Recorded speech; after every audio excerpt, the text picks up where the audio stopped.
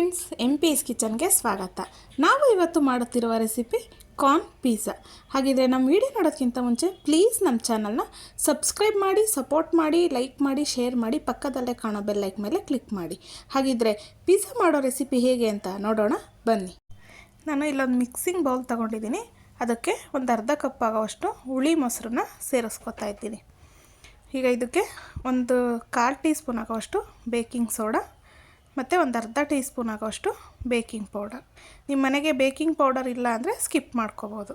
ಈಗ ಒಂದು 1/4 tea spoon ಆಗೋವಷ್ಟು ಶುಗರ್ನ ಇದಕ್ಕೆ ಸೇರಿಸ್ಕೊತಾ ಇದ್ದೀನಿ. ರುಚಿಗೆ ತಕ್ಕಷ್ಟು ಉಪ್ಪು. ಈಗ ಇದನ್ನೆಲ್ಲ ಚೆನ್ನಾಗಿ ಮಿಕ್ಸ್ ಮಾಡ್ಕೊಳ್ಳೋಣ. ಇದು ಸಕ್ಕರೆ ಎಲ್ಲ ಕರಗಿ ಹೊಂದಬೇಕು ಮೊಸರು ಜೊತೆ. ಆ ರೀತಿ ನಾವು ಇದನ್ನೆಲ್ಲ ಚೆನ್ನಾಗಿ ಮಿಕ್ಸ್ ಮಾಡ್ಕೋಬೇಕು. ನಾವಿವತ್ತು ಈಸ್ಟ್ ಏನು ಬಳಸ್ತಾ ಇಲ್ಲ. ಈಸ್ಟ್ ಇಲ್ದಲೇ ಹೇಗೆ ಮಾಡ್ಕೋಬೋದು ಅಂತ ತೋರಿಸ್ತಾ ಇದ್ದೀವಿ. ತುಂಬ ಚೆನ್ನಾಗಿ ಬರುತ್ತೆ, ಸ್ಪಂಜಿಯಾಗಿ ಬರುತ್ತೆ ಬೇಸು. ಈಗ ಇದೆಲ್ಲ ಚೆನ್ನಾಗಿ ಮಿಕ್ಸ್ ಮಾಡ್ಕೊಳ್ಳೋಣ. ಈಗ ಇದೆಲ್ಲ ಚೆನ್ನಾಗಿ ಮಿಕ್ಸ್ ಆಗಿದೆ. ಇದಕ್ಕೆ ನಾನು ಒಂದು ಬೌಲ್ ಆಗೋವಷ್ಟು ಮೈದಾ ಹಿಟ್ಟನ್ನ ತೊಗೊಂಡಿದ್ದೀನಿ.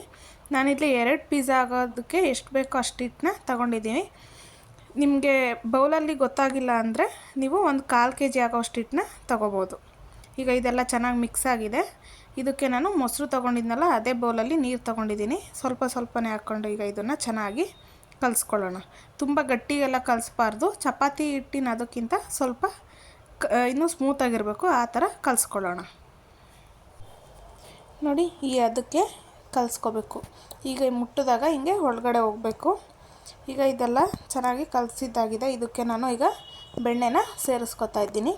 ನಾನಿಲ್ಲಿ ಸ್ವಲ್ಪ ಮೆಲ್ಟ್ ಮಾಡಿ ಸೇರಿಸ್ಕೊತಾ ಇದ್ದೀನಿ, 2 ಸ್ಪೂನ್ ಆಗೋವಷ್ಟು. ನೀವು ಮುಂಚೆನೂ ಹಾಕ್ಕೊಂಡು ಕಲಿಸ್ಕೋಬೋದು. ಈಗ ಹಾಕೋದ್ರಿಂದ ತುಂಬ ಚೆನ್ನಾಗಿ ಬರುತ್ತೆ. ಈಗ ಇದನ್ನೆಲ್ಲ ಚೆನ್ನಾಗಿ ನಾವು ನಾದ್ಕೋಬೇಕು.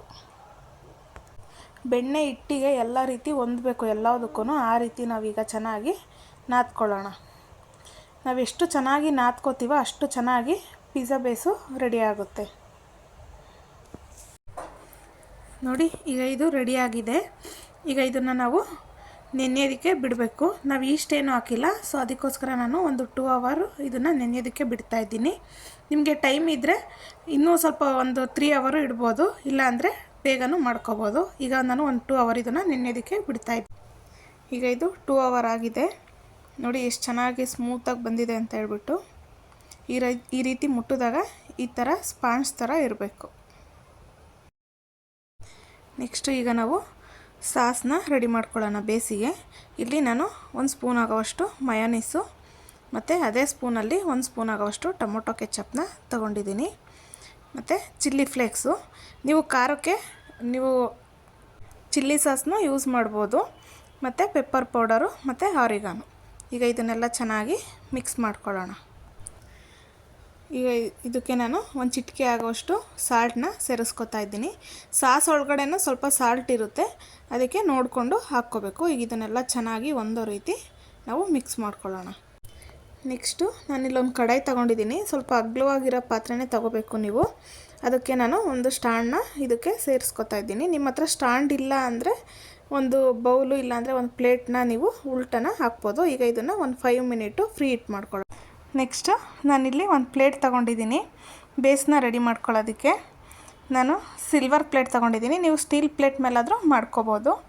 ಇದಕ್ಕೆ ನಾನೀಗ ಸ್ವಲ್ಪ ಬೆಣ್ಣೆ ಹಾಕ್ಕೊಂಡು ಇದನ್ನು ನೀಟಾಗಿ ಸ್ಪ್ರೆಡ್ ಮಾಡ್ಕೋಬೇಕು ಎಲ್ಲ ಕಡೆ. ನೋಡಿ, ಈ ಥರ ಎಲ್ಲ ಕಡೆ ನೀಟಾಗಿ ಸ್ಪ್ರೆಡ್ ಮಾಡ್ಕೋಬೇಕು.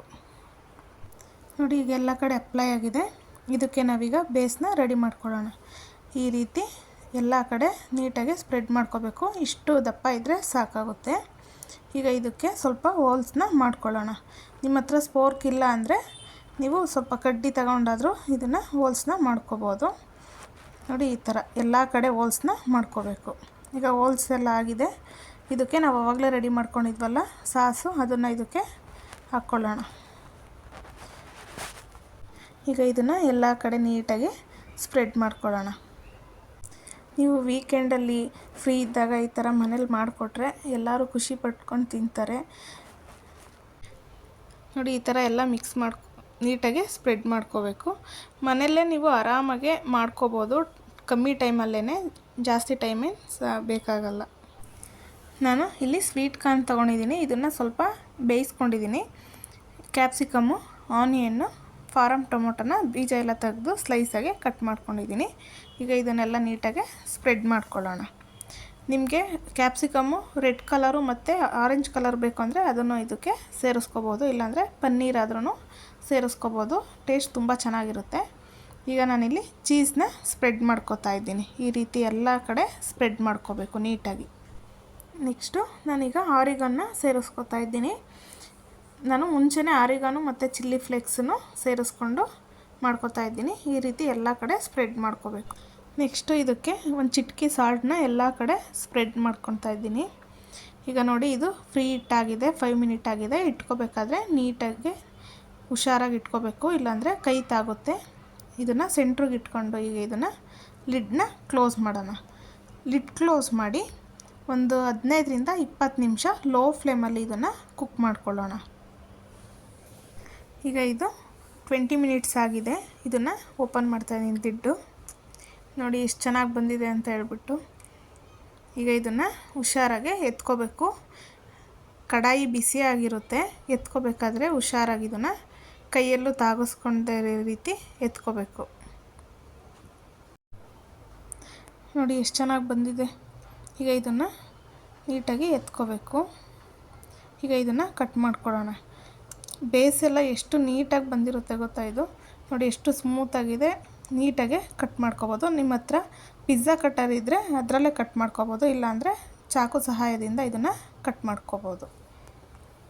ಈ ರೆಸಿಪಿ ನಿಮಗೆ ಖಂಡಿತ ಇಷ್ಟ ಆಗಿದೆ ಅಂತ ಅಂದ್ಕೊಳ್ತೀನಿ. ಹಾಗಿದ್ದರೆ ನಮ್ಮ ವಿಡಿಯೋಗೊಂದು ಲೈಕ್ ಕೊಟ್ಟು ಕಮೆಂಟ್ ಮಾಡಿ. ಮತ್ತಷ್ಟು ಈಸಿ ರೆಸಿಪಿಗೋಸ್ಕರ MP's ಕಿಚನ್ನ ಫಾಲೋ ಮಾಡಿ. Thank you for watching. Bye, take care.